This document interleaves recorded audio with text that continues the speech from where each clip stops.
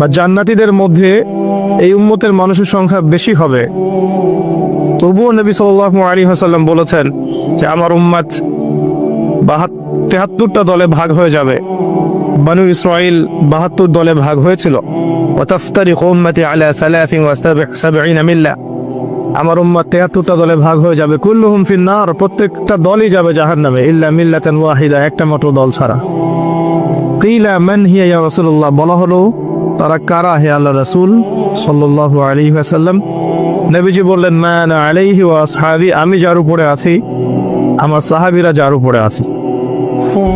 দুর্ভাগ্যজনক হচ্ছে ইসলামের নামে যত দলাদলি হয়েছে সবারই এই একটাই দলিল যে মা আনা আলাইহি ওয়া আসহাবি, আমি যার উপরে আছি, আমার সাহাবীরা যার উপরে আছে। সবাই দাবি করে আমরা তাই করছি।